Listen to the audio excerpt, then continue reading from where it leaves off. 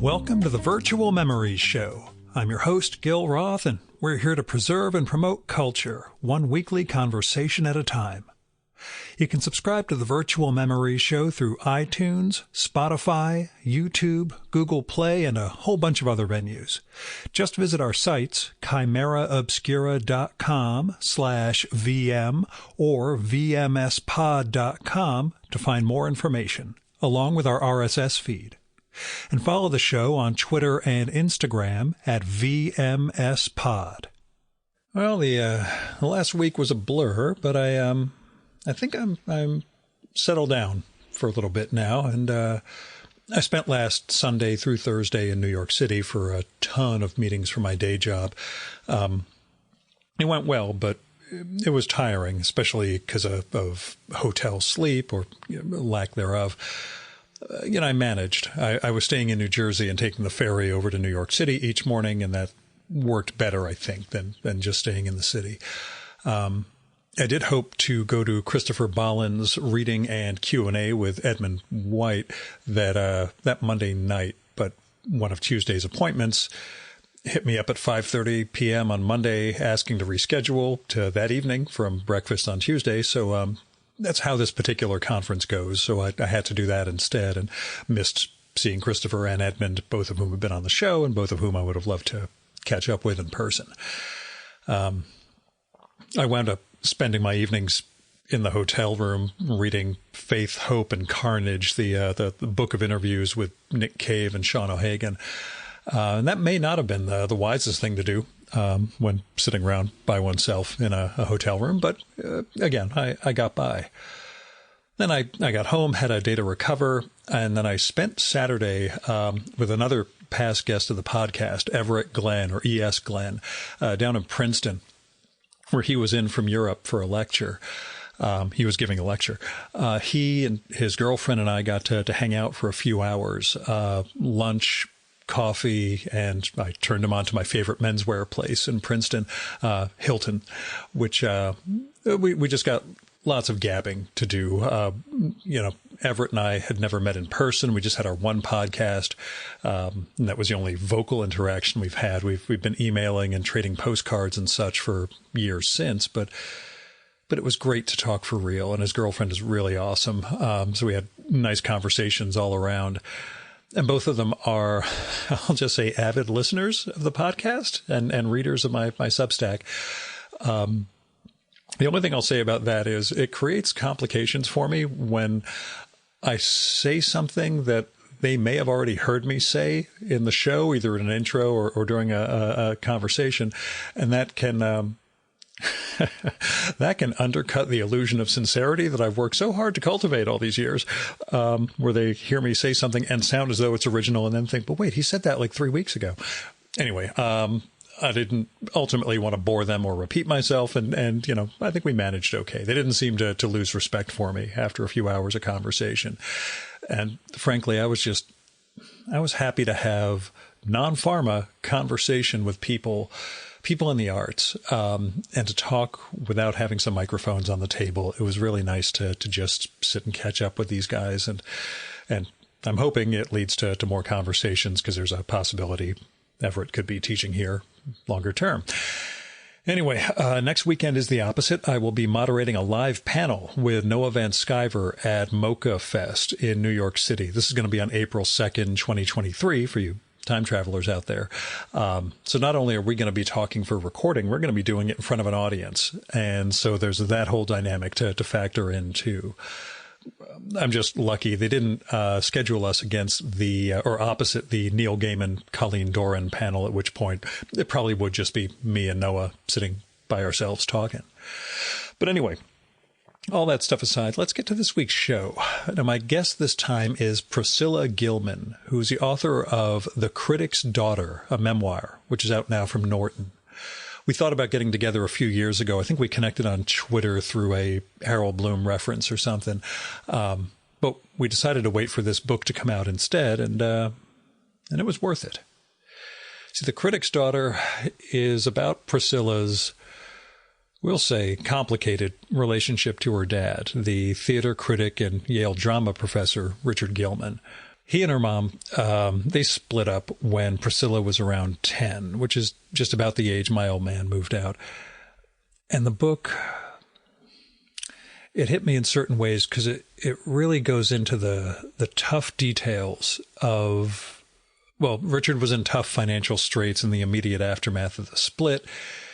And I really felt for the back and forth visitation for Priscilla and her sister, and the cheap meals and cots when Richard couldn't afford a place with an extra bedroom or had to watch his budget when it came to taking care of his kids. And as well, on top of that, it gets really complicated, as I mentioned a paragraph earlier, because young Priscilla comes across a letter from her dad to his first ex-wife detailing his compulsion for humiliation of various kinds. And that leads to a pretty weird birds and the bees conversation with Priscilla's mom, the literary agent Lynn Nesbitt, who has to explain what her dad was like behind closed doors. And that whole process jumbles the really affectionate and loving relationship she has with her father. Plus, it's a really complicated entry into someone's teen years. And the whole book can be a roller coaster of sorts, where Priscilla's trying to make sense of herself in adolescence while balancing the tensions of her parents' split and her father's, we'll just say, desperation. And the book expands beyond that. It covers the scope of her dad's life. He died in the early 2000s, mid-2000s. And it goes into Priscilla's career in academia and her decision to leave it and her own experience with parenting and divorce and an awful lot more. It's a complicated book, and it's told from the perspective of Priscilla in those ages of her life. It really captures the teenage self and the adolescent self wonderfully in its voice. It's a book it's filled with love and affection for people we can't understand but have to. The people we're closest to, and yet we have that immense barrier or bridge that we just can't cross. And just as an aside, her father published a memoir about his sexual turmoil and his conversion to Catholicism and a lot of the things that she's addressing from the perspective of a daughter. And in the context of the book, it only gives her more layers to deal with and more question of what it means to be public versus private. It really is a compelling memoir about family and the semi-redemptive power of art. Her relationship to her dad through literature and poetry and theater is really key to who they are and who they each become. But it really does get into the ways in which we manage our public and our private selves, and an awful lot more. So go check out The Critic's Daughter. It's out now from Norton. Here's Priscilla's bio from the book, and there's a more extensive one on her site. Priscilla Gilman is the author of the memoir The Anti-Romantic Child and a former professor of English literature at Yale University and Vassar College. Her writing has appeared in the New York Times, O, the Oprah magazine, and elsewhere. She lives in New York City. Her new book is The Critic's Daughter. And now, the Virtual Memories conversation with Priscilla Gilman.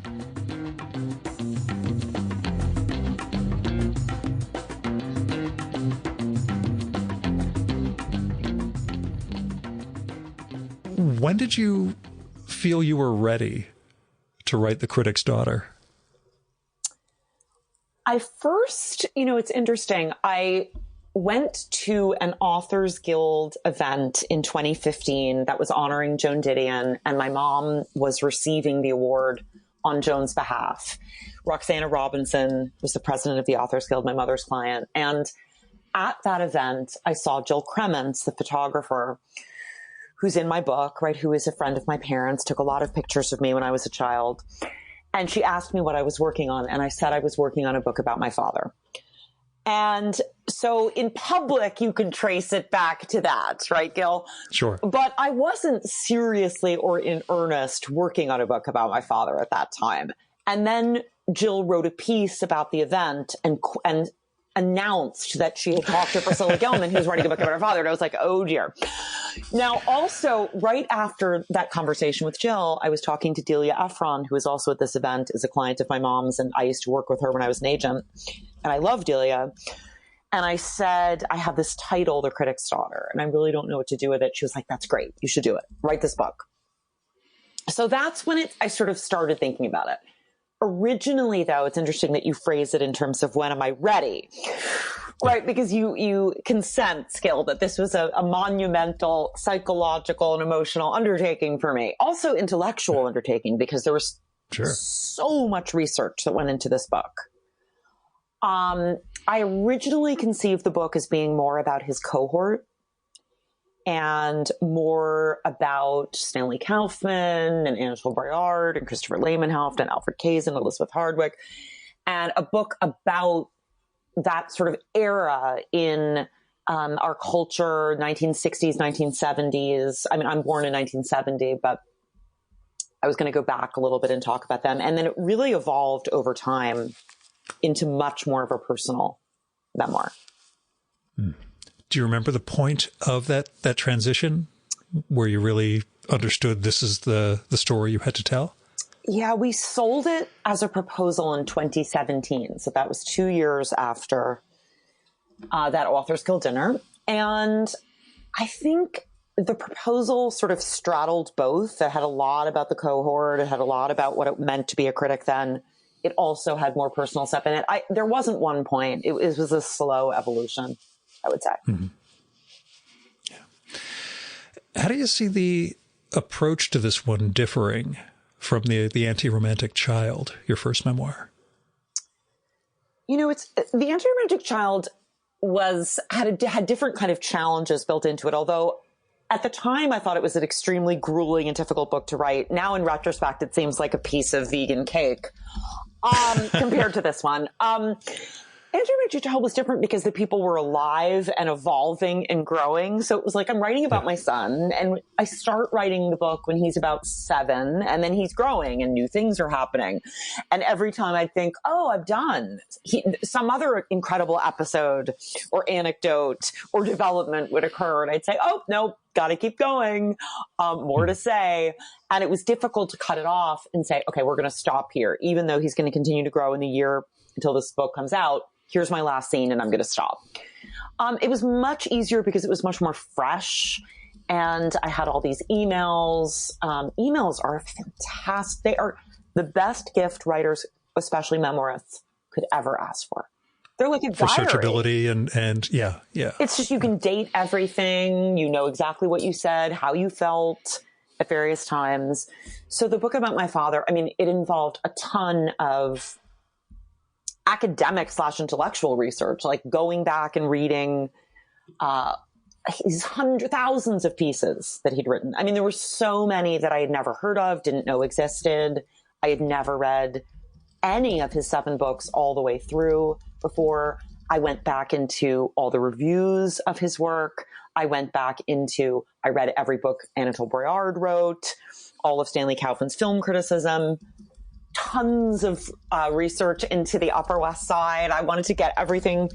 I have an amazing memory, Gil. I do. Yeah. But, you know, I went into newspaper archives to make sure when exactly was it that I went to the Regency Theater on the Upper West Side and saw Tree Grows in Brooklyn. I could find those dates when it was showing on the Upper West Side. When did this store open? When did this store close? Right? How much exactly did my parents pay for that rent-controlled apartment? $150 a month. I know. And you know how much their apartment on 77th Street cost? I bet. 77th between Columbus and Central Park West, 3,200 square foot apartment with a double height living room, $140,000. Yeah. Which now gets you a postage stamp. Yeah. Oh, yeah, exactly. A Toni Morrison postage stamp, though, at least. Yeah. Well, that's good. Yeah. But yeah, when it came to that external research and that chronological research versus the personal and the really understanding what the family dynamics were like at any given moment in time, you know, how tough was that for you? I guess revisiting psychologically and making sure that you were conveying? What was, what was going on for real and what was going on the inside for each of you? It was very, very difficult. I think, one of the ways that I managed it was that I would alternate between writing an emotionally wrenching scene and going to do some research on when Haagen-Dazs versus Seduttos reigned on the Upper West Side. It's like, I was like, use this. And, it's funny. A lot of people say, it's an emotionally wrenching book and it makes you cry at various points. But I think there's also a lot of humor and fun in it. I mean, all the stuff about the teenage, the adolescent hijinks that my sister and I get up to. We're almost exactly the same age. So hearing even the fashions and everything else that was going on in your high school years, I'm like, no, that's my world too. That's, we fell into a pretty much the exact same age cohort and, region. Exactly. So the preppy handbook resonated with you? Yeah. Someone read the book and wrote to me and said something like, someone wrote and said, but that's a joke, right? There was no such actual thing as the Preppy Handbook. I was like, it was number one on the bestseller list. Oh, yeah. Yeah. And one of my guests was the illustrator for it. I think Mimi Pond did the drawings. Yes. Mimi Pond. Oh, my gosh. That's a name. That's a blast from the past. I'm Googling that after we're done. Wow. Oh, wow. Yeah. I've done a few. I think she's been 3 or 4 times now. We get on really well. So I'm looking forward to her Mitford sisters graphic novel or biography that she's doing. So anyway, that's another tangent completely, and I'll fill you in on that afterwards. Wow. Yeah. But yeah, comparing, again, getting the time and who you were in the middle of that time, like recapturing that sense of self, I found really impressive in the course of the book. Yeah. But what did you, this will sound like a big, overarching question. What did you learn or what did you gain in the process of writing this? Oh my God. Yeah. That is, that's the big question. I mean, so many things. I think that writing about grief and writing about somebody that's gone, obviously, the easiest answer to that is to say that I got the person back, right? Because you do in some way. If you're going back, I got to live in close proximity with my father's words humming in my head. Live with my dad for however many years it took me to do this. And it was funny. I recorded my own audiobook, which I find really fun. I did it for my first book too. Although this one was a lot harder because we had to keep taking breaks and I would look out and the tears would be running down his face. And I'm like, oh, I guess this is effective, but you're going to make me cry. But I felt, I did an interview for Bomb magazine shortly, like just a couple of days after I had finished recording the audiobook. And she asked me, she said, oh, was recording the audiobook wonderful? Did you feel like so close to your father? And like, do you feel that it was a catharsis? And do you feel a sense of closure now? And I had the opposite feeling. I felt sad because I loved spending those days reading my father's words out loud and living in that lost world again. And there's a little bit of, I'm ready to be moving on to the next thing, but wow, it was really a joy to go back to that world and recapture it and look at all those photos of our fabulous 1970s apartments and remember all those wonderful people like Toni Morrison and Joan Didion Joan died when I was finishing the book. And she was, initially those people were bigger characters in the book and I had to they threatened to dominate the book, right? Or take over the book because they're such big personalities. So I had to really be careful about choosing the anecdotes or the stories or the moments that did the most work for me, the most economically. But I would say, what do you learn from it? I mean, there's so many things, right? The value of criticism, the value of art, the value of theater. I hope my book is also, even as it is a universal, I think, family story, because everyone doesn't have a father like Richard Gilman, obviously a very idiosyncratic, eccentric, and original. But everybody has an adult in their life who at some point is on a pedestal for them, who at some point seems like an ideal figure. And then we all discover, right, that this ideal figure in our life, whether it's a teacher or a parent, a grandparent, whoever it is flawed, is human, has limitations, can't give us everything we want or need from them. Makes demands on us, and we all have to come to terms with that. And so I think it is a universal story in that sense. But I also think, and this is why it's very appropriate for me to be on your podcast, Gil. Of all places. Of all places. Yeah. This is one of my best landing spots because my book is absolutely a testament to the centrality or the, ideal centrality of literature, art, theater, dance, musical theater. All of these things play a role in my book. I have a ballet, talk extensively about ballet in my book. My sister is she's a curator and an art critic. My brother is a food critic. And, it is a testament to, I weave literature through my book. I weave movies through my book. I weave plays through my book, the characters from all of these different things, television even. How important the arts can be for a meaningful life. Did you have I would say a sort of memoir template in mind when you think of the literary influences that define your life in general or that have informed your life, and those again are threaded through the book? When it came to memoir, was there a particular either something to avoid or, this is sort of the mode in which I'm trying to write? No. I did not read any memoirs about being a parent when I was working on The Anti-Romantic Child. And I read obviously my friend Bliss Boyard's book about her father, Anatole Boyard. I read it years ago, but I didn't go back and look at it when I was working on this. And I haven't read Alexander Styron's book or Ada Calhoun's book, and I'm going to read them soon, but I sort of studiously avoided them. I didn't want to model it on anything other than my own experience. And as you know, so I wonder whether that's a concern with a lot of writers. I don't. For both of my books are very weird and very Priscilla in the sense that the first book threads the poetry throughout, and I have those Wordsworth poems at the end. And this book I structured in 5 acts with these epigraphs and this list of characters. And I can't think of any book that has done that. So it was really just using the literature and the art, the entertainment that was meaningful to me, and using it to help me come up with my own original structure. And reconciling with your dad's memoir? My dad's memoir. Wow. I didn't really think about, my dad's memoir is extremely different. My dad's memoir is consciously modeled on Augustine's Confessions. So he did use that and he talks about that a little bit.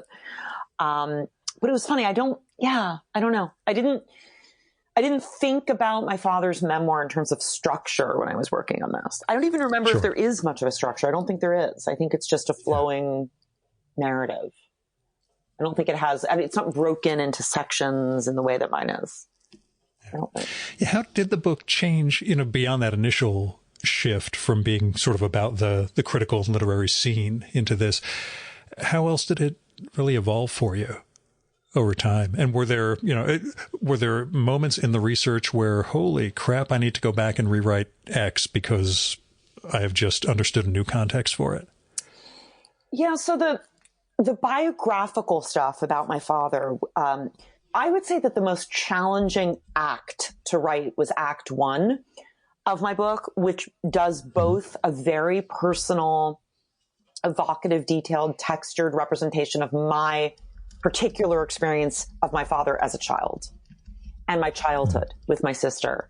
And at the same time, I have to get in all the stuff, a sort of longer version of Who's Who in America, Richard Gilman, right? Yeah. And that was the most challenging thing because I didn't want to turn the reader off by going on and on about his biography. However, it was extremely important for me in that first act to convey my father's power in 2 realms. His power in the world as a writer and a critic and a teacher, and his power in my private world as my father. So that was the most challenging thing when I was going in and looking at sort of reviews of his work and realizing, oh my gosh, like John Updike made him a whipping boy, like in all of these places. And when I found out that he had testified in the Lenny Bruce trial and that there's a book about the Lenny Bruce trial that you can get. Gil, you of all people would probably enjoy this book. And it comes with a CD and you can listen, if you still have a CD player, to the trial and you can hear my father's testimony. And so it was really that act where the research was kind of shaping where I was going, because I'm like, oh my gosh, like I had no idea my father got so viciously reviewed himself by Philip Roth and Gore Vidal, who ironically went on to become a client of my mother's. And, sort of taking all of that into account and looking at my father's trajectory as an intellectual and figuring out how to integrate that with the depiction of him as my father in the home.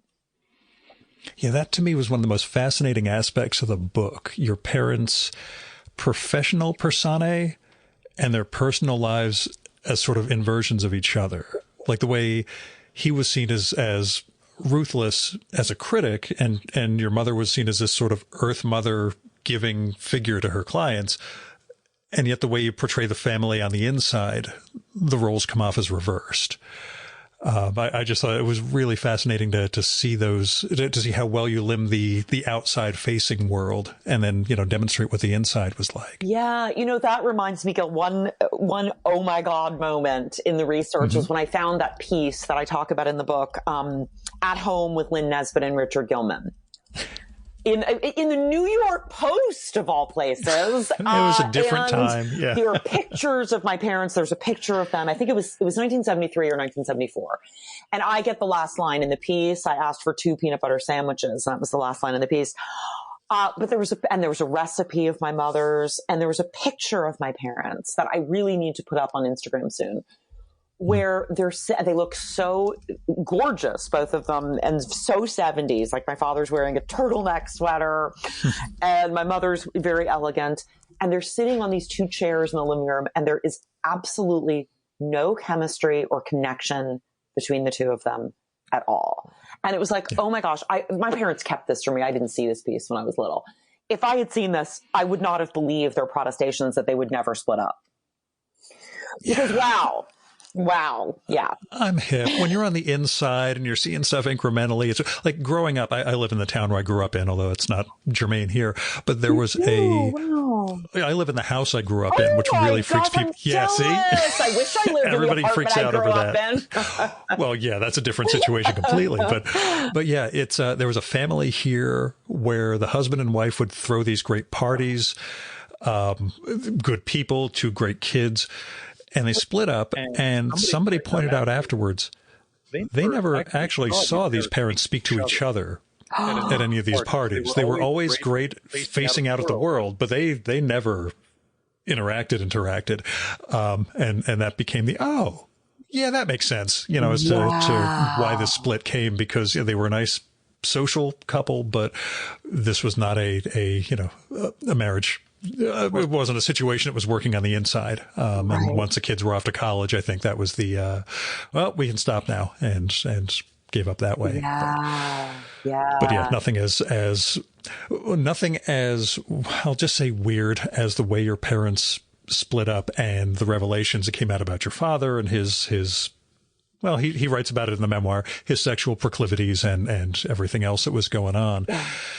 But to that end, especially the way you convey it in the book, do you feel like you learned too much too young about your parents? Because it sounds like you were like 11 or so, or maybe 12. I was 10. Yeah, I didn't want to say 10 because I was afraid it was, but I was doing the numbers. I'm like, 10 years old and hearing a lot of stuff about your father's sexuality and need for humiliation and everything else, which has got to be tough to parse when you're still on the cusp of puberty at that point, because kids weren't doing that at 10 years old. We were waiting because, we had manners. Exactly. It's funny, Gil, I did not feel at the time, my mother told me these things about my father because I had found that letter that my father wrote.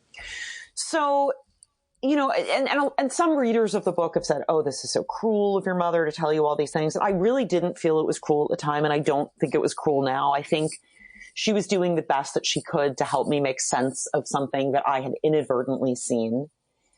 And I think that also she, in a sense, we didn't have a template then for how to talk to children when parents are splitting up. She didn't really have many friends who had split up. She wasn't in therapy herself at the time. And I think she was doing the best that she could at the time. In retrospect, though, as I was writing the book, and also now that I'm a mother, I have two, my younger son is a first-year college student. My older son just graduated from college. I'm thinking, I was 10. Like, this is insane. Like, I cannot imagine my That's children what I'm at 10 getting at. or even 14, quite frankly, having to grapple with anything remotely close to what was loaded onto me when I was 10 years old. So although I don't have resentment or anger about it, and I never did, it probably was too much. Although, it's funny. I did a lot of interviewing of Lori Siegel, who is a close friend of my parents. And I had a scene about one of the talks that I had with Lori that got cut because we just didn't want to, the book could have gone on endlessly with all these scenes. Yeah. But Lori said to me at some point, I said, I'm so worried that people are going to judge my mother for telling me these things. Because and let's say one reviewer has, I did not judge my mother. And I was not angry at her. And I said, I'm just, the facts don't speak well for her in a lot of people's eyes, I fear, that she told me these things. And Lori said, well, your father wrote about them 6 years later. And you were prepared for that. And, my brother, who's 12 years older than I from my father's first marriage, actually had never known about any of it. And he was completely shocked and went through a depression and a lot of anxiety and a lot of turmoil when he found out about it, because my father was talking about it on NPR. And, it wasn't just like he wrote about it in a little memoir published by a university press. Like, this was a huge book. It was on the front page of the New York Times Book Review. It was reviewed everywhere. He was on with Terry Gross on Fresh Air for an hour. He was, and it was everywhere. And there was that horrible review in Vogue that called him a sick and, disgusting man, essentially, for his what we would now call BDSM tendencies. So in a sense, I feel I was prepared. And Lori said, there's never a right time for any of this to happen. Sure. And I think about like Wally and Alan Shawn finding out when they were in their 30s that their father had another family. It's like anytime it hits, it's going to be yeah, it's overturning your cosmos. Exactly. But at least you were young enough to rebuild, I guess. I think so. Yeah. Yeah. Good or bad lessons about parenting from your upbringing? Or did you find yourself kind of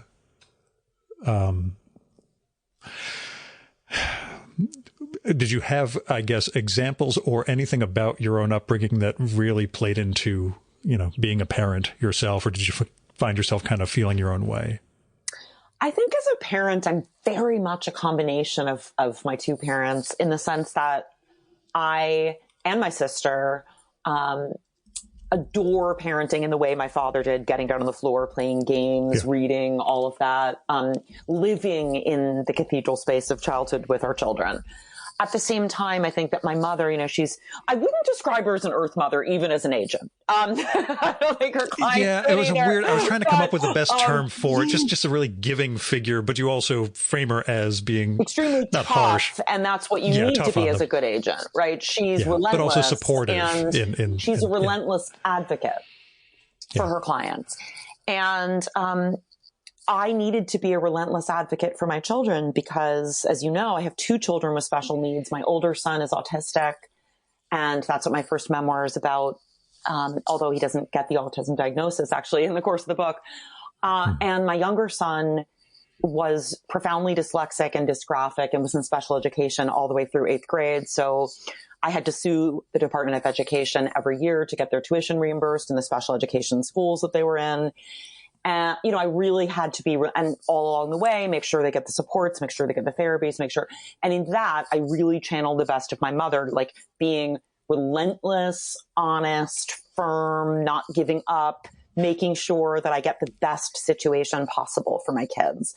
Now, in terms of, bad parenting, I wouldn't say that either of my parents were bad parents, but I absolutely handled my split and my divorce entirely differently than they did. Right. I am very good friends with my ex-husband. He actually lives in my building. We celebrate holidays together. I speak to him every day about the kids. I worked it out, and I, like my mother, was the one who initiated the split. So I could have done what she did. But it was very, very important to me that my kids never feel torn between their parents, that they never feel that they have to hide something about one parent from the other parent, that they never have to confront an economic gap between their parents. So in the early years of my split from their dad, we nested. And you know what that is, like, so we moved in and out of the apartment so that they didn't have to go back and forth. Because that was really one of the hardest parts of my parents' split was, not being able to sleep over with my father for a couple of years because he couldn't afford an apartment, just seeing him struggle so much financially. And so you grew up in New Jersey, and you would come into the city and do cultural things in the city. Well, if you call it culture, we would. But yeah, we'd come in for Broadway, we'd come in for museums and such, and that's culture. So then growing up in New Jersey, adjacent to New York City, that everything radically changed in the 80s, and my parents split up in 1980. My father moved out in 1981. That is not a coincidence in terms of my father struggling to make sure that he can get a home. Because if they had split in the 70s, it would have been much easier for him to find an affordable apartment. Yeah, and it's the situation doesn't mirror 100%, but my old man left around the same age, same years, and that sense of the dislocation. He was in better financial position, had a divorcee apartment. Basically, we called it the divorced man's gardens, where he moved. It was if a lot of guys who had divorced man's gardens. It would have all worked out. That was it. It was everybody's kids were coming on the weekends, and it was the same thing. If you go to a Nets game in the 80s, you would see all these guys who were there with the kids, and it was clearly this is my custody thing. I'm taking the kids to a basketball game. Wow. But anyway, it's my dad could not afford phenomenon. The basketball games. No. Yeah. Well, the Knicks were always expensive. Yeah. It's even more expensive, and you have to get out to New Jersey. But exactly. We only went to one. We only went to one. The one that he wrote about in that piece in the New York Times. Yeah. But that sense, though, of visiting the parent, that temporary sense, even when he gets an apartment, that sense you and your sister have of again, that sort of dislocation, or where the father's trying to do his best. I found really resonant. But it raises the question, and you mentioned, I think in the afterword, that she was not going to read it. Has your mom read the book? Has she commented? No, okay. She will not read it. And it's interesting. My ex-husband did not read The Anti-Romantic Child. Understandable. And I think they both have very similar reasons. My mom did read The Anti-Romantic Child, and she's a big. I see her as a heroine in this book too. In The Critic's Daughter as well, because she ultimately does give me that benediction and that validation of my father's worth. And I think she was doing the best she could. But I think they both feel that they just don't want to go back into those extremely painful, tumultuous times. They don't want to relive it. They don't want to revisit it. And do you mean beyond the revisiting, the relitigating, if they saw something differently than the way you rendered it? I don't think so. Not wanting to get into that sort of conflict about, Priscilla, that's not exactly the way it went down, or that's not how I saw it. But I'm probably overreading other people's motivations whom I've never met. But I don't think either of them would relitigate it. My mother has no memory of, she always says this. She's like, I don't remember anything before last year. She's always been this way. She's a relentlessly anti-nostalgic person, and she wouldn't say, oh, I didn't say it. She knows that she told me. I mean, we've discussed this many times over the years. Like, she wouldn't argue with what I'm depicting. It's more just, and it actually extends beyond her daughter writing a book. She's been in a lot of books. Like, there have been a lot of books about her clients, and, there's a biography of Donald Barthelme that talks about her sex life with Donald Barthelme. She will never look at this. She does not want to, she hates reading about herself in any capacity. So the idea of reading this book that talks about her marriage to my father, horrifying. She's, the one review that said that I was critical of my mother, which it just is not correctly reading the book, unfortunately. She heard about this early on and she was like, oh my gosh, she started to get worried. And then she was getting all of these emails from friends of hers who've read the book. And they're like, oh, that's not the case. I didn't get that sense at all. So that's sort of every day she'll forward me another email. Oh, look, this person loved your book. Oh, okay. I guess it's good. Not even reading the reviews, but at least reading who's writing the reviews is as good as that'll get. Yeah, exactly. Mm-hmm. And how's the reception been? I mean, it's been, normally I record with people before the book comes out, but this is about a month or so since release. So you've seen reviews and seen a good sampling of people's interpretations. Yeah, it's been mostly really wonderful and gratifying. And there was a really interesting piece in the Wall Street Journal. It can't be called a review. It was so funny. I wrote to LitHub and I was like, oh, you didn't put the Wall Street Journal piece up there. And he said, yeah, it's not really a review because but it's a beautiful piece by a former student of my father's. And I don't know her. I've never met her. But she wrote about him as a teacher and about the book. And it was really lovely. And, it's one of the most gratifying things for me. I did say in an interview that I think it was with LitHub, that my father would, I know, Gil, completely scorn the idea that people rely on Amazon reviews or Goodreads reviews. Yeah. I love my Amazon and Goodreads reviewers. I mean, the ones who come on and give you 1 star and don't say anything, you're like, is that guy that I didn't go on a third date with? You wonder about those things. But the people who take the time to write long, detailed, insightful, and moving reviews on these sites, they mean so much to me. So anyone listening who's read my book and would like to write a review on Goodreads or Amazon, know that I read them and I really treasure them. And, I think for both of my books, Gil, it was very hard for me to make the transition from being an academic to being a writer for mainstream audiences. And it was hard in this sense. I'm not an academic by temperament in the sense that I'm very extroverted. I don't like to use footnotes. So in that sense, it wasn't hard. But as an academic, you're trained to write in a dispassionate and objective way.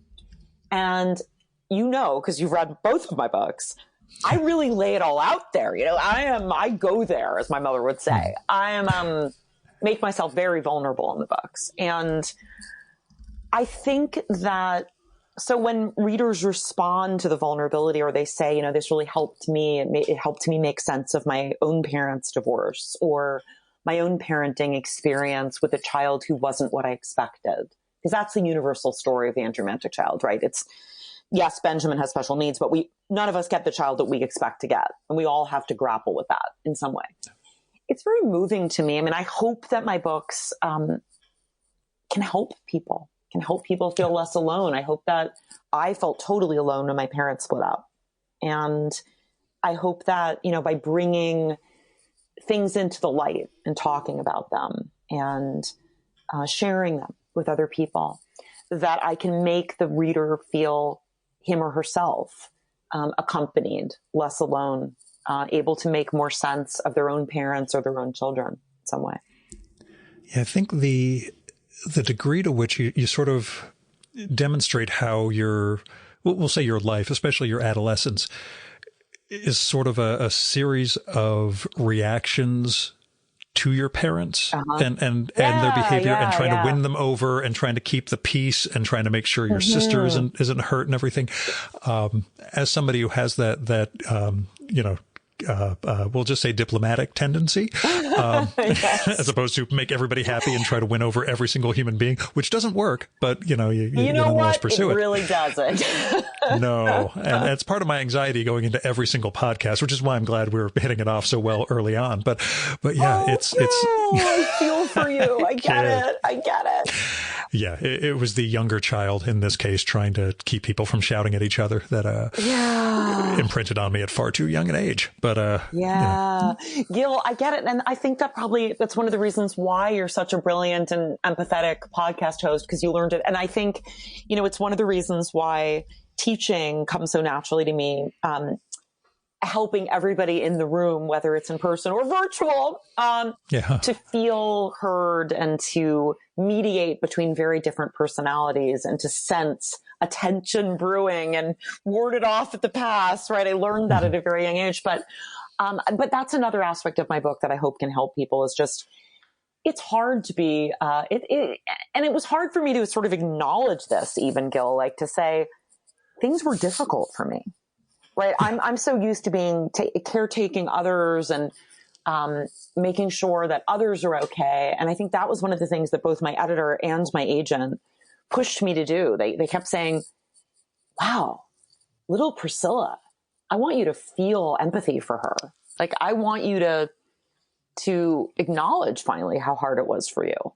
And that's what I wonder. Yeah. That returning to that self and doing that from the Priscilla who's been through therapy and has been through a number of other big life experiences, reflecting that persona without the benefit of hindsight, which you do in the course of the book until you're growing into that sort of awareness of what it all means. Yeah. That was really, and when I read, people saying, oh, wow, I was the good girl in my family in one of the reviews, or I get an email from somebody saying this, and I was the peacemaker, and it really takes its toll. And, or I was the one who got, spectacular grades and seemed to be sailing through life, checking off things, checking off all the boxes in terms of what it means to have a successful life or to be an accomplished person. And you are exposing, the toll that takes. And also the need to step back from that and finally sort of acknowledge. And, it didn't make it into the book, but I think, right, that I'm featured extensively in the docuseries on HBO, Alan V. Farrow. And, that was another huge traumatic experience that I went through that we ended up deciding not to put into this book because it would have been too distracting. But I was going through that whole thing with Woody Allen at the same time that my father had his heart attack and, all this stuff was happening. And of course I'm focusing on, let me take care of Mia, let me take care of Dylan, let me take care of my father. There was just a lot. And my first husband, right? The father of my kids, my husband, ex-husband, his mother was dying of cancer when we met. And then my father was dying of cancer, and finally learning to acknowledge that these things, although, you're not the primary person that these things are happening to, it still takes a toll. Sure. Yeah. And again, being able to convey it without looking back, I was this person and blah, blah, blah, feeling it and conveying that feeling across the page was, impressive, especially when you get to the end of the book where yourself, conveys some of the realizations or some of the behavior that carried over into once you were getting into the wrong relationships and really looking back at aspects of how that childhood, affected your decision making. Yes. As an adult. Yes. Yeah. Yes. Because we've all ended up in some bad relationships and bad patterns as part of that. So, it's my wedding anniversary tomorrow, so I'm not going to dwell on those at all. So. Oh, it's funny. It's funny because I sort of blend them together and, in a way to preserving people's privacy. And some of them weren't relationships. They were just like, a connection and, whatever it was, entanglements. Yeah. I think I used that word. And it was funny. I got a couple of texts and messages from guys that I dated or, had these entanglements with and am now friends with. And they're like, am I one of the rogues gallery? Because the New York Times piece described it as like this rogues gallery of tortured men. And I said, that's the New York Times' phrase, not mine. And I said, yeah. To one of them, I said, yes, you were one of them, but don't worry. There's no details. No one will be able to tell. And to another one, I was like, no, not you. Yeah. No, you had your own issues, but you weren't a rogue. No. They're tortured, but they're also charismatic, as you put across. So there were good things about them. And wonderful. And maybe they've gone through therapy and they'd make great partners now. But at the time, it wasn't right. I can fix him. Always a great way to drive a relationship. Yeah, that's, well, again, we all have to learn our way through those, I guess. We do, Gil. We do. So let me ask, what do you wish you could have asked your dad specifically, about this book? Asked him. Well, I love that. I find myself wanting to ask him so many questions every day, mostly about art, like books or movies or plays that I wish that he could see because they came out after he died, or even like going back and revisiting stuff. Like I'm going to be teaching Chekhov this spring, and I do have his Chekhov book to use as a textbook, but I'm sure I'm going to want to be asking him lots of questions along the way. But when I think about wanting my dad here, it's less about asking him questions, Gil, and more about telling him things. Because remember, there's that scene in the book where I go to visit him and he's just had his first radiation he died of lung cancer. He was a smoker, an addict, and it had metastasized to his brain. So he'd gotten radiation, and he is confronting his mortality. He's looking it square in the eye and he's being very clear about it. And he's refusing to accept, these kind of cheery axioms like, doctors never really know, or, people outlive their prognoses all the time. And I'm being that cheery self. And I wish that I could tell him, I wish that I could go back to that moment and not be as quote unquote false, I guess, in that moment, and have been a better companion to him in his, right? I wish that I hadn't in terms of that sense of honesty, because I just went through this with a pal who was facing a very, very dire diagnosis. And when he brought up the possibility of suicide or assisted suicide, I did not, no, don't think in those terms. I was just in the, this is something you're going to have to think about. And if there's anything you want to bounce off of me one way or the other, that's cool. But I'm not going to do all life is precious and you should go through all the suffering.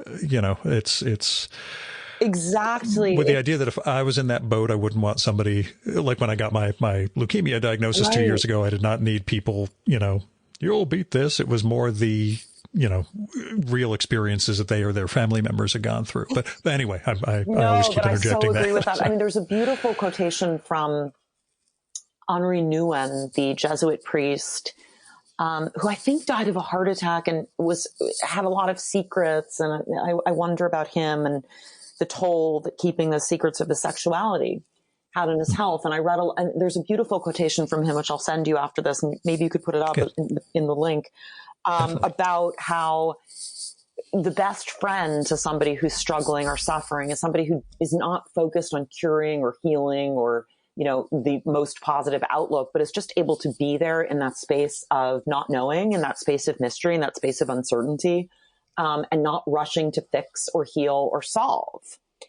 And, my mom is somebody who always wants to solve problems, and she's a great problem solver. But sometimes you need to just say, this isn't something that can be solved. And remember, my father, his memoir is called Faith, Sex, Mystery. I mean, what a fantastic title. Come on. But mystery, and I say in the end of the book, and I say a couple of times in the book, I don't want to solve the mystery of my father. So that's why when you say, what questions would you ask him? In a way, I kind of want some questions to remain unanswered. Okay. I want him to exist, to be captured in this book, but also to exceed the grasp of this book, always. Did the book change your understanding of mortality or your contemplation of it? I don't consider myself conventionally religious. My mother is a quite religious Christian. She's become more religious over time. And one of my sons, my older son, Benj, is too. My younger son completely doesn't believe in anything. And I've sort of come to identify more with my Judaism. I don't know why, but, and I've gotten so many letters from people saying, I always knew you had a Jewish soul. After they read this book, they feel it. Even though my father, didn't return to Judaism in a spiritual sense, but I do have a feeling that my father knows what's happening. Maybe that's because so many of his friends and students have written to me. I got an incredibly moving email from one of his students, who had finished the book and went to sleep and had a dream where my father came to him and David Epstein, he's a wonderful playwright and screenwriter from Yale School of Drama. And he said, "Oh, I finished Priscilla's book and it was so wonderful." And my father said to him, "I know, Davy, I know." And that just killed me. But I do feel on some deep level that my father does know.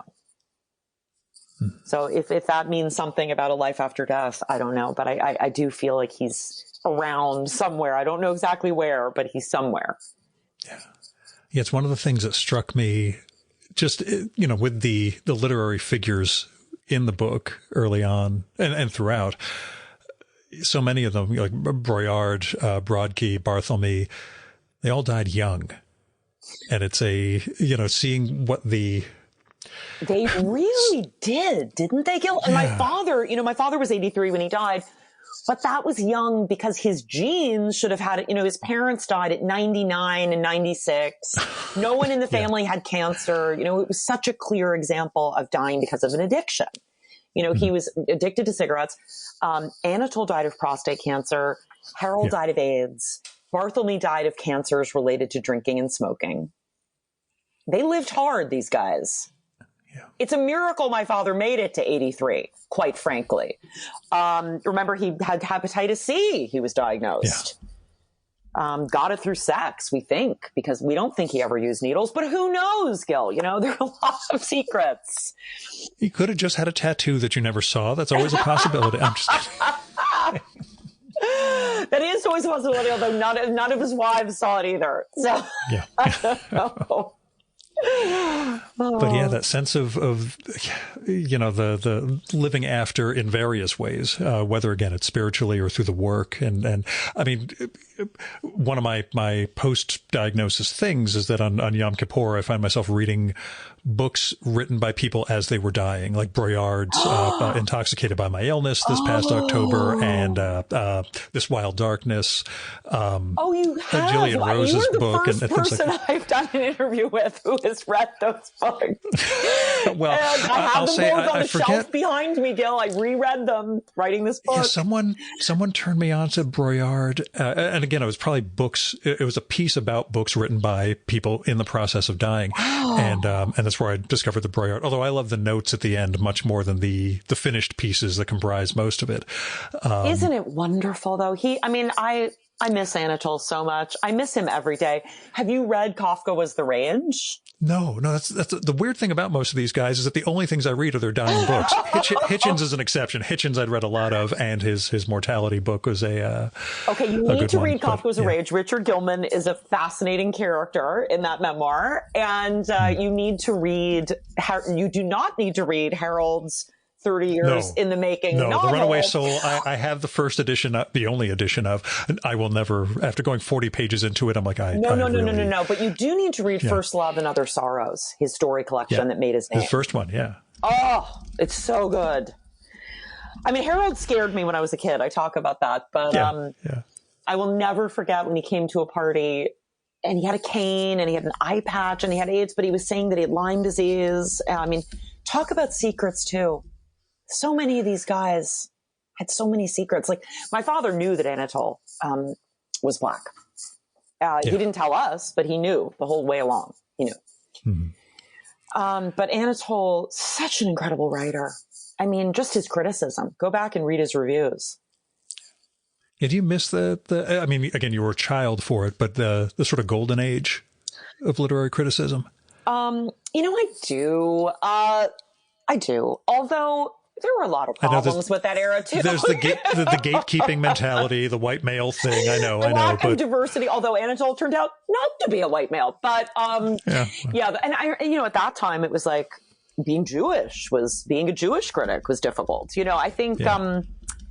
But the lack of female voices. Although my father was close friends with Elizabeth Hardwick, and he and Susan Sontag were in a mutual admiration society, and Susan Sontag blurbed The Making of Modern Drama, my father's probably still most famous book. And weirdly enough, Gil, Donald Bartholomew blurbed it too. Yeah. Some weird. Well, and again, when you get into the 60s, especially the 70s, we'll say conceptual swinging is also, a thing. People were able to blurb for their former lovers' husbands, I guess. However we want to frame your mom's relationship to Bartholomew. And Exactly. Yeah. Exactly. And remember at the end of the book, I say that my mother said, oh, in a weird way, I think I was holding on to Don through Dick. So she probably was happy that Bartholomew blurred my father. Oh my goodness. And my father advocated for Bartholomew's genius in print many times. So yeah. Different world. Well, I guess, although there's much more crossover, polyamory, et cetera, going on nowadays. But, again, different talent level also when it comes to writers in the old days, I think, versus now. But that's me doing those goddamn kids and their TikToks, et cetera. I endorse you doing that. I endorse it. So good. I'm glad we're on the same page. Yeah. Same page. That's good.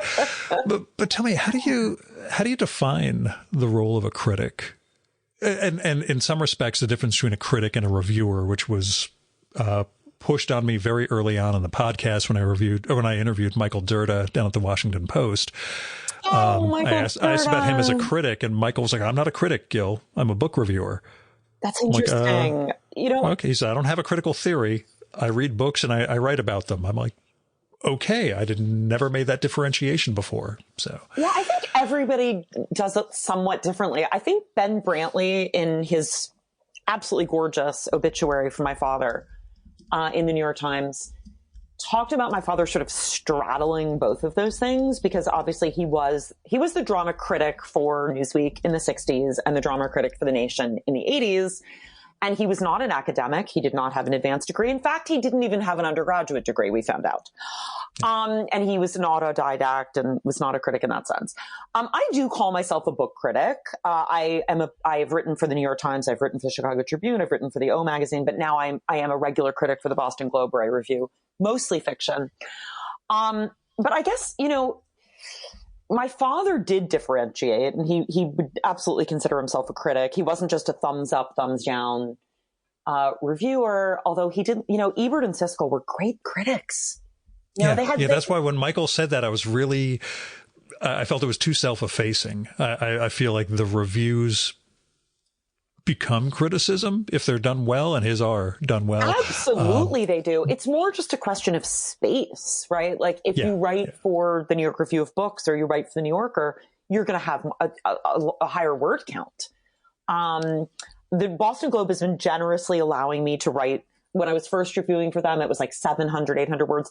Now, if I'm doing a major writer, like I have a review of Margaret Atwood coming out next week, I'm allowed to go up to 1,000 words. It's so exciting. Yes. But the role of a critic, I think a good critic needs to be honest and rigorous, but should be just as focused on discovering or noticing or bringing into prominence worth as they are on deflating hype and, eviscerating bad work. So I think the critic, it is hard. A good critic is somebody who has high standards, who values the art, whatever art form it is that they're a critic of. My father was also a literary critic. Wrote a lot of reviews. If you look at Rabbit Run, one of the quotes on the paperback is from my father's review, and on Laurie Siegel's Other People's Houses, the quote is from my father, although it doesn't say his name. He was the literary editor of the New Republic in the 60s. And I believe that people can straddle, right? Stanley Kaufman reviewed film and some theater. But I would say I have more scruples or qualms about giving really negative reviews than my father did. I was going to ask, because that's on the surface, I think for young critics, you make a name by savaging someone. Exactly. Yep. But most critics have I'd rather just find something good to recommend to people instead of telling them how shitty something is. Exactly. But sometimes you're in that position though, right? Yes. And, I say in my book that I think my father's criticism evolved, that 1961 piece on the necessity of destructive criticism Wow. I had never read that before. I think it's in his first book. I think it was in the New Republic. Sometimes you need to be a destructive critic. Sometimes you need to tear down something that's been overhyped or, is just morally repugnant or aesthetically a mess or whatever it might be.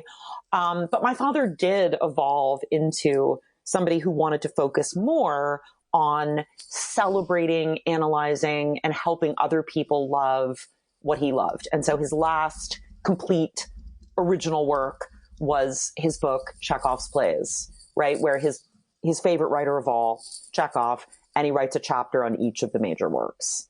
And it was filled with love and suffused with love. And I think that, he had fallen in love with my stepmother. He got it right the third time. Incredible love story, which is another, I think, a huge part of the book we haven't even touched on, but we won't have time to, but I'll mention right? it. Yeah. Yes. And a Japanese scholar of Oscar Wilde, perfect woman for my father, and an amazing, amazing thinker, writer, and person. But I think, falling in love and having that happy marriage, I think he was able to relax a little bit, and not have to go in and joust and pull out his sword and indulge in what we might call phallocentric criticism, right? And write a warmer book. Yeah. You did mention working on next, which I'll put in quotes. Are you comfortable mentioning at all an upcoming project, or are you pretty much in the I'm done with this? When I get to the next thing, I'll mention it. And again, not to put us in the position of telling Jill Kremens that you're working on something you're not actually working on. But. I have a lot of ideas. I always struggled with this as an undergraduate. I remember going to Leslie Brisman. I don't know if you know him, a Yale professor. No. He spoke at the Bloom Memorial. Going to his office and saying, okay, here are my ideas. And I would have like 6. And he'd say, okay, let's take one. I want to write books, a few books about literature, right? I want to write something about books that I've loved and taught. I would like to write a book about children's books at some point. And I would like to write children's books. Mm-hmm. So let's leave it at that. What book do you return to the most? What book do I return to the most? Yeah. And you can, notwithstanding poetry, let's go with a prose book that you revisit. I would say my 2 favorite novels would be Great Expectations and To the Lighthouse. Yep. I've taught them a lot. I do go back to Frankenstein a lot. I've taught it a lot. Wuthering Heights, Tess of the D'Urbervilles, Song of Solomon by Toni Morrison. Mm-hmm. If you're asking me about contemporary writers, it doesn't have to be. Okay. Most contemporary writers are terrible, as we know. I mean, how I manage to do this 50 times a year, given how bad writing is. I'm just kidding. Oh my goodness. But I should ask the professorial question: Bleak House or Middlemarch? Oh, I think I'd have to go with Middlemarch. Although I'm teaching a class for Yale on Bleak House this summer. Yeah. So I love them both, but yeah, okay. I'd have to go with Middlemarch. I taught a class for Yale on Middlemarch 2 years ago. So doesn't that kind of answer your question?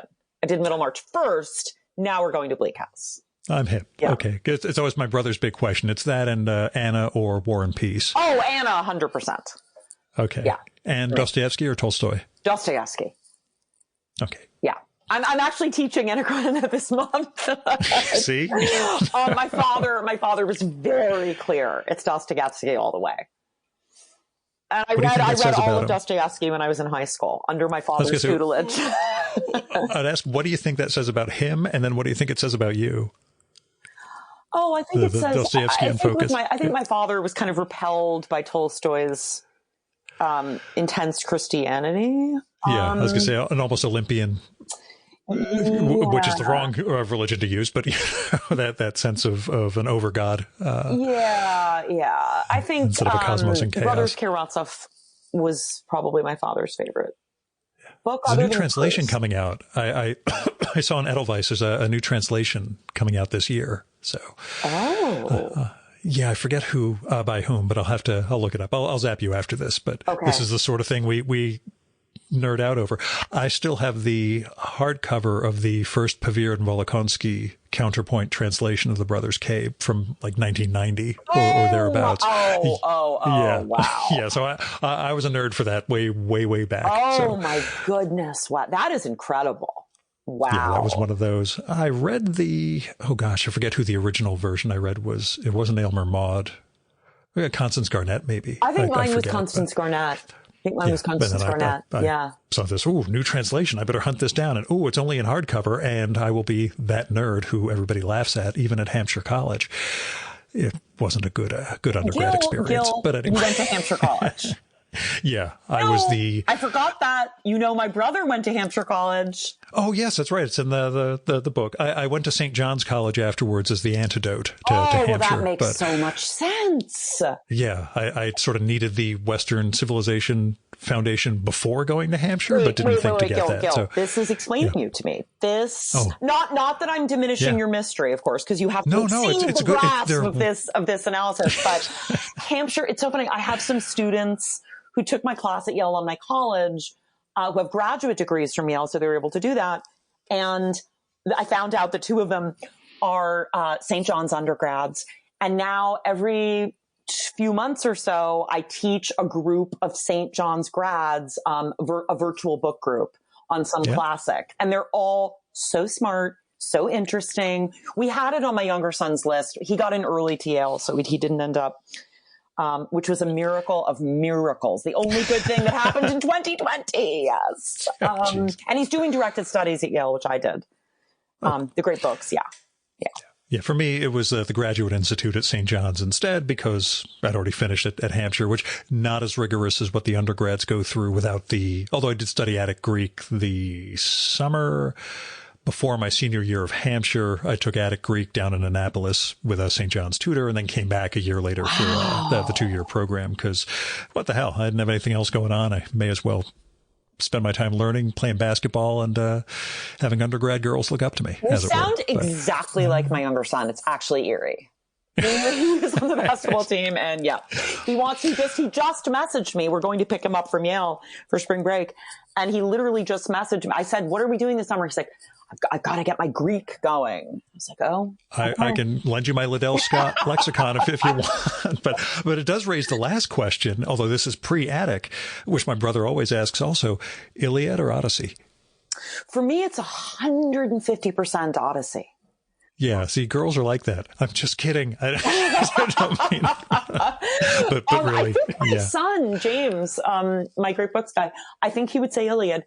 Now, for me, Odyssey, I think it's Odyssey because, so I went to a school in New York City called Brearley, which is a wonderful, rigorous, feminist girls' school that had incredible English teachers. And it's a kind of legendary at Brearley that you read the Odyssey in 6th grade.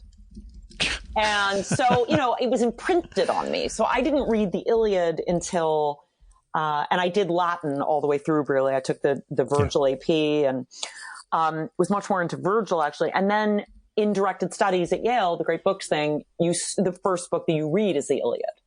And you do the Iliad and the Odyssey. But the Odyssey was my jam. I'd already done it. I loved it. It has all those cool characters and there's girls in it. And I don't know, I just liked it better. I'm hip. And again, it's even beyond your own context with it, it's a book that's much more about the fullness, about the coming home, and about what family really means, whereas the Odyssey is much more, or the Iliad is much more the isolation and the war, and the only family you really get to see is Hector, and he's doomed. He's going to die, and his family is going to be lost. I need to reread the Iliad, actually. I'm going to do it. I'm going to do it soon. I haven't read it in years. That can be our reading club. Yes. I should propose teaching a class on it, and then I'll have to read it. That'll compel you. I have my Lattimore translation here, although Daniel Mendelssohn told me he's working on an Iliad translation. I think he's doing Iliad. Ooh. I know Emily Wilson is, after doing her Odyssey, she's doing an Iliad translation too, but I think Mendelssohn told me he's for University of Chicago, replacing the Lattimore edition that they use. But wow. So that's some responsibility. At least Again, among nerds like us. But my last question, usually I ask people, what are you reading? But I figure you can't really tell me because a lot of your reading is going to be for reviews. Actually, what are you reading that's not intended for review? I'm always reading so many things at once. I just read This Other Eden by Paul Harding, which I loved. I'm looking around me at all the books. I should have warned you. I've never read Annie or No, The Years, so I have that, and I'm starting it soon. I'm also always reading student work because I teach writing, so I'm reading a novel that I'm working on. I just read We Should Not Be Friends by Will Schwalbe, which I loved. Another Yaley. I just read Strangers to Ourselves by Rachel Aviv, which is fantastic. And of course, Rachel's in the news because of her article in the New Yorker last week about the philosophers at the University of Chicago. Heard about it, haven't read it yet. Yes, sort of holding off on that for a while. She's like, have you read it? Apparently this philosopher was diagnosed as autistic in her 30s. I just got down to read, I'm looking at right now, The Country of the Pointed Firs by Sarah Orne-Jewett, which I haven't read in years. But I listened to an interview with Paul Harding about This Other Eden, and he said that she was a big influence on that book. And my ex-husband was an Americanist at Yale, worked with Dick Broadhead and Alan Trachtenberg. And so he, because he lives in my building, brought up his Sarah Orne-Jewett volume. So I'm going to be reading that very soon too. And you mentioned Nancy Mitford. I'm teaching Nancy Mitford in June. So, and I'm getting ready to teach a class for Yale on Wuthering Heights and Tess. So I'm rereading those. Good. So the real last question, how do you feel about the Giants? I'm happy about the Daniel Jones. I like Daniel Jones. I kind of have a crush on him too. I think he's really, I'm on the side of Daniel Jones. My ex-husband was not. We watch Giants games. My kids we're obsessed with Eli. Benj was Eli for Halloween at least 4 times. James was number 80. We had an 80 uniform. So he was, whatever it was from Jeremy Shockey to Victor Cruz. He would just be whoever the number 80 was at that time. But we're on the Daniel Jones train, and this season was so deliciously and delightfully surprising. That's our coach, Gil. That's our coach. We say that all the time. We love our coach. Yeah. I'm glad, because that really, I was trying to figure out, is there something we can really bond on that's much like in 1996 when the Yankees won the World Series and I was drunk as shit in a Dallas hotel room jumping up and down when Charlie Hayes made the last catch. I thought somewhere Harold Bloom is going through the same feeling I am right now. He's seeing a Yankees World Series win and he is celebrating, probably not on Colt 45 like I was, but still, enjoying himself a lot. So, I'm glad we had the non-literary thing we can bond over also. Absolutely. And we certainly could not bond over the Yankees, as you know. Mets all the way. Listen, I raised by immigrants in the 1970s in New York, New Jersey area. All we did was try to blend in as best we could. And that meant the team is winning. Go cheer for them. You're right. And my father even let me root a little bit for those 70s, because those 70s Yankees, they were good. It was nuts. Thurman Munson, that killed me. That was, oh, wow. And Bucky Dent. Oh, I had a crush on Bucky Dent. Oh, he was cute. Every girl your age did in this area. He was the matinee idol, we'll say, of the sports world for us. But yeah. This has been so much fun. I have to say, remember you asked me, my father is going to love this conversation. I'll broadcast it over the ether. It'll be out in a couple of weeks. Cut the Yankees part out and we'll be fine. I know. He won't know anything about Bucky Dent at the end, but I should ask though, do you remember where you were when you got the Thurman Munson news? I do. I was in the kitchen and my dad came in and he had tears in his eyes. Yeah. It's weird how absolutely resonant the news of an athlete's death was to people our age. We remember exactly where we were, like 8 years old, 9 years old, and it's just completely burned into our brain. As a motel room in Montauk is where my brother and I were, and he was in tears too. But depressing note to leave the end of the show on. But it's it is a book that centers on your father's death, or at least your reconciliation, and what it all meant to have the childhood that you had. Exactly. Well, we had a lot of laughs too, Gil. So. Yeah. That's the thing. I shouldn't get across that this is, just a childhood that was filled with this fraught moments. You really do show a lot of love and a lot of affection from your father, and the way the relationship has to change as you just get onto the cusp of adolescence like that. But anyway, lovely book, lovely conversation. Priscilla, thanks so much for coming on the show. Oh, thank you so much, Gil.